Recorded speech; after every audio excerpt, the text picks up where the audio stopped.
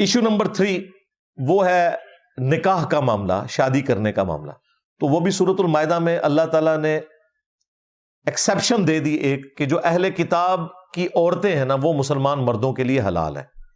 مسلمانوں کی کوئی عورت اہل کتاب مرد کے ساتھ شادی نہیں کر سکتی، لیکن اہل کتاب کوئی عورت یعنی جیوز اور کرسچنز میں سے وہ کسی مسلمان مرد کے ساتھ شادی کر سکتی ہے. اور یہاں شادی سے مراد وہ نہیں ہے جو آپ لوگ دوسرے ملکوں میں جانے کے لیے کاغذی شادی کرتے ہو، وہ بالکل حرام ہے. شادی اسلام میں خاندانی سسٹم کو چلانے کے لیے ہوتی ہے، یہ ذہن میں رکھیے گا، یہ کاغذی کارروائیوں کے لیے نہیں ہوتی.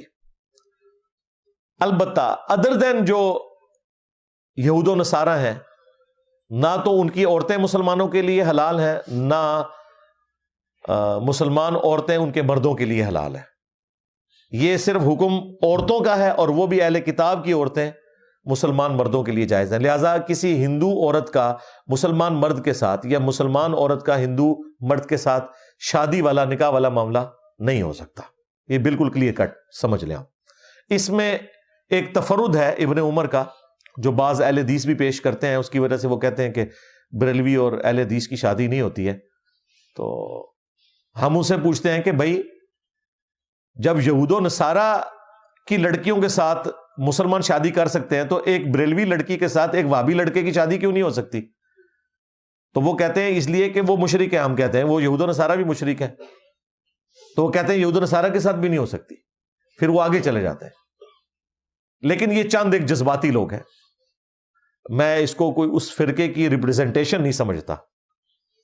انہیں اپنے فاسد عقیدے کی حفاظت کے لیے جھوٹ بولنا پڑتا ہے، اور پھر سہارا لیتے ہیں صحیح بخاری سے عبداللہ ابن عمر کا. کیونکہ عبداللہ ابن عمر جو تھے وہ جو سورۃ البقرہ کی آیت نمبر 221 ہے نا، جس میں اللہ تعالیٰ نے فرمایا کہ کوئی مسلمان کسی مشرکہ عورت کے ساتھ شادی نہ کرے یہاں تک کہ وہ ایمان لے آئے. اس سے بہتر ہے کہ وہ کسی غلام عورت کے ساتھ شادی کر لے ہو جو مومنہ.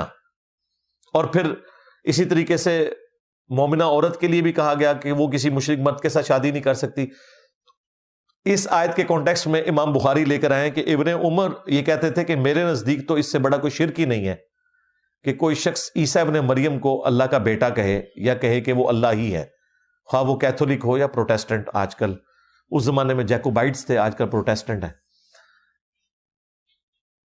عبداللہ ابن عمر یہود و نصارہ کو بھی مشرکین کی کیٹیگری میں فال کرواتے تھے، لیکن امت نے ان کا یہ فتویٰ قبول نہیں کیا کیونکہ یہ فتویٰ قرآن کے بھی خلاف ہے.